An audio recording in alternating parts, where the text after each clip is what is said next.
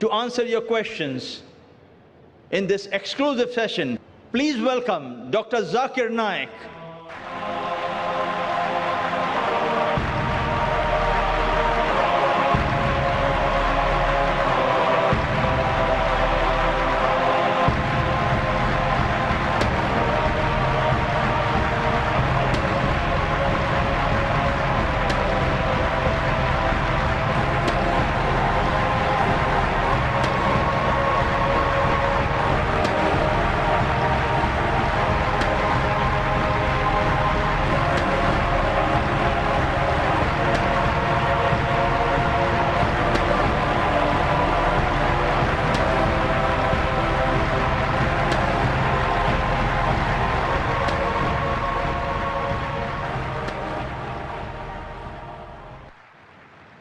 Before we start, may I kindly request our large audience collected here to kindly maintain the due decorum this program deserves.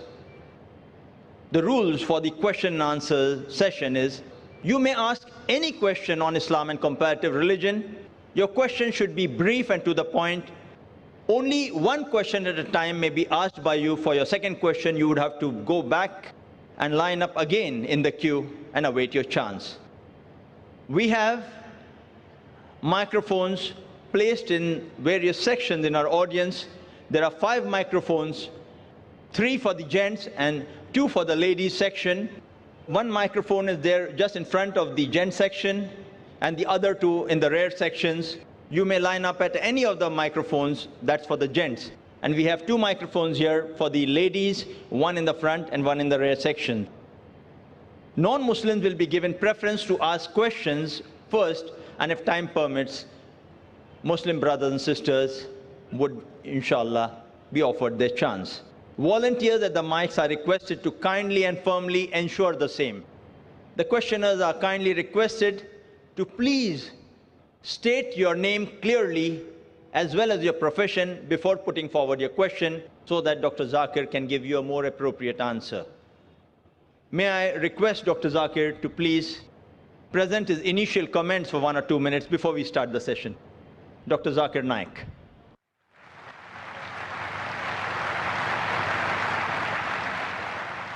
Alhamdulillah. Wassalatu wassalam. Ala Rasulillah wa ala alihi wa sahbihi ajmain. Amma ba'd. أعوذ بالله من الشيطان الرجيم بسم الله الرحمن الرحيم ادع إلى سبيل ربك بالحكمة والموعظة الحسنة وجادل بالتي أحسن رب اشرح لي صدري ويسر لي أمري واحلل عقدة من لساني يفقهوا قولي. My respected elders and my brothers and sisters, I welcome all of you with the Islamic greetings. Assalamu alaikum wa rahmatullahi wa barakatuh. May peace, mercy and blessings of Allah subhanahu wa ta'ala be on all of you.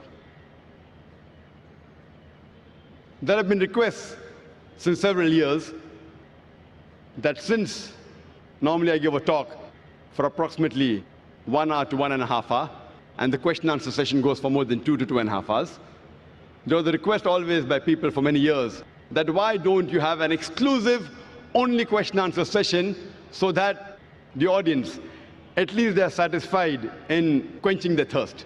So on the request and public demand, this year we thought, let's have one evening, at least more than 3 hours, only for question and answer session. So on the request of the various audiences that we have had, this is the first time we'll be having an exclusive question and answer session. And as the coordinator has mentioned, that first we'd like to give chance to the non-Muslims.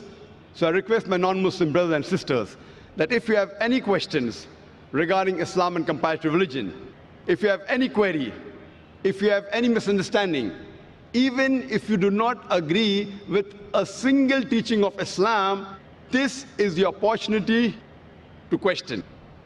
And inshallah, I'm young, I can take your questions, and I'll try my level best with the limited knowledge that I have, that I'll try and reply to your questions. So I'd request the Muslim brothers and sisters to first give the chance to our non-Muslim brothers and sisters, and after they have quenched their thirst, we would allow the Muslim brothers and sisters. Jazakallah shukran.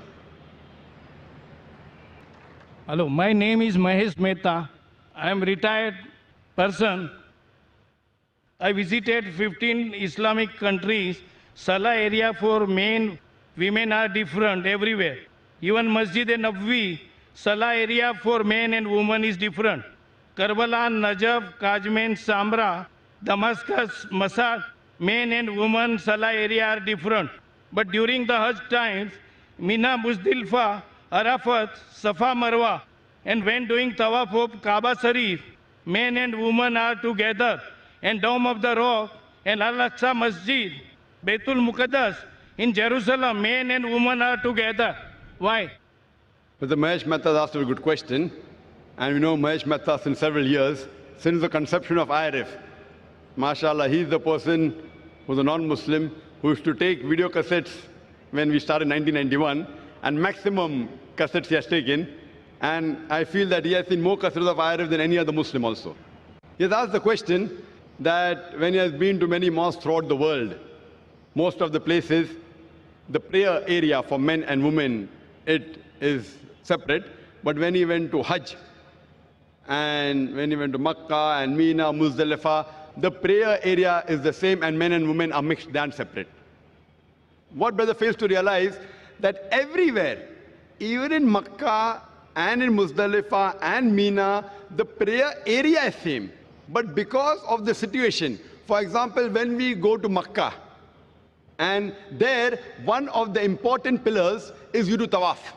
Now, when you do tawaf, you can't have separate area for tawaf. That's the reason while doing tawaf, we can't have separate spaces. But after they finish tawaf, normally men and women have got different designated areas, even in Makkah. But while they are doing tawaf, if the salah time takes place, some women may not reach the designated place. So there are occasions when they stand in areas which are not designated for the women. So because of this, there are occasions when we see, there may be some women mixed up in the gent area. But ideally, you see, when you come at the rear side, not at the mutaf, at the other part, you find that there's separate designated area for the women and separate for the men. In normal mosques that we have, the entry gates of men and women is separate. In Haram, there are separate areas even for women to enter. But because when they go for tawaf, there's bound to be that they mix. But when they pray, they're supposed to be at different areas. But because the time may not permit them to reach the area, there are occasions when you may find that there may be certain mixing on certain areas. Same thing in Mina. Same thing in Muzdalifah. Even in Muzdalifah and Mina, you will never find men and women standing in the same row. Because they are scattered. It's a very big area. Because they come with their families. Same when they come for the Haram. In Makkah, they come with the family. So here, because they come with family, to have separate segregation, suppose it may be 100 acres. So half for gents, half for ladies, then the family cannot stay together. In all the other mosques, because the mosque is small, you can easily have separate area for salah, separate for entry, separate for exit, and they can meet their family outside. Here, because Muzdalifah, Arafat is hundreds of acres, and the family come together to do Hajj, while they stay in Arafat, Mina, Muzdalifah. So at that time, even when they pray, men and women don't stand in the same row. There is a separate area, but the areas are scattered. Because of that, it may not look that they are separate. But if you go to Masjid al-Khaf, that's in Mina, or in Arafat, Masjid al-Namra, there is separate segregation, just like any other mosque.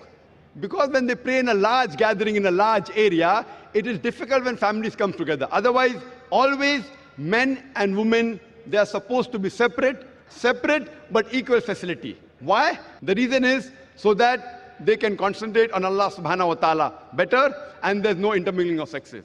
Hope that answers the question, brother.